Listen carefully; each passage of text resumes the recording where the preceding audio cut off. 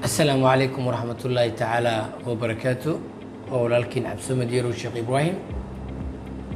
سادو برتنبا إذن لو ذاقيي فيديو جيسي سند لها أها وعنا كمان تكدو بين فيديو جيسي سند لها أها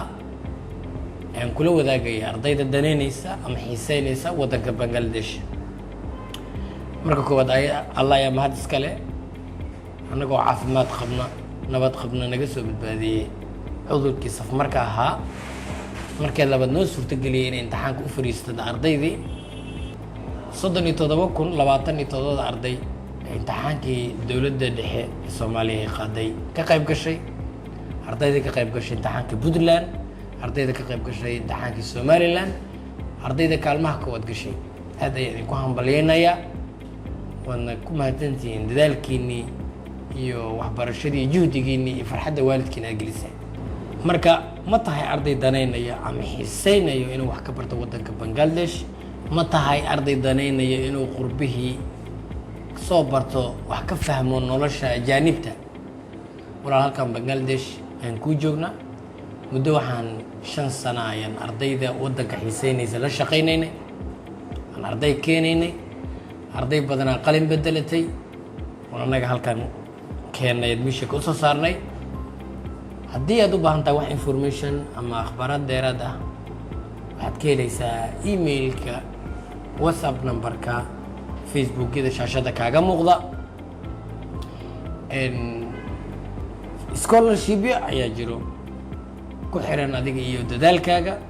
25% ka bilow ilaa 100% qaar ka bilowda 10% ilaa 100% haddii aad doonaysid information dheeraad ah ama akhbaarad dheeraad ah هكذا هذه لسه حريرته نمبر هذا فيسبوك iyo ايميل كشاشته كاغا موقدو وانا مع سنتين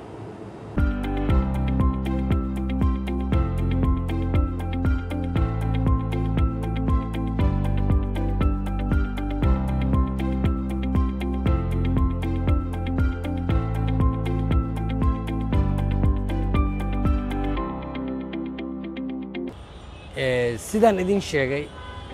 waxa jira marka caqabado aan kala kulanay jaamacadaha private-ka ah ama jaamacadaha ay shakhsiyanka leeyihiin ardayda ay u badan tahay Soomaalida sidayna baasaboor laga qaato si adiga tuuga in baasaboorkaaga lagu dhaho lacag adiga 400 500 700 ku fura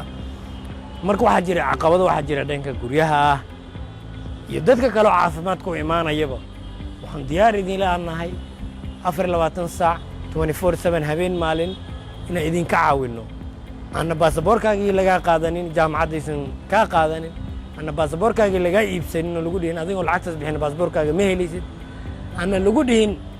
waxa guryaha kiradooda ayna dibkaaga imaan marka walaal iyo hadii waxan ka iloobi hadii aad u baahan tahay caafimaad aad qof caafimaad doonayo ayadana waa diyaar ku soo dhaweynayna free of service wax lacag laga marabo information kaas aad helaysid admissionadaas aad helaysid wax lacag kuuma fadhiyaan walaal hadii aad u baahan tahay inaad akhbaaraad heshid ku saabsan Bangladesh iyo sidii lagu heli lahaa scholarship-yada la soo xiriir walaal dadaalkaaga iyo wixii ku xirantay scholarship-ka Bangladesh lama ahan mid lagu offer gareynayo nin walba uu helaayo waxay ku xirantahay nin walba iyo dadaalkiisa talent scholarship ayaa la marka walaal waxaan kugu talinayaa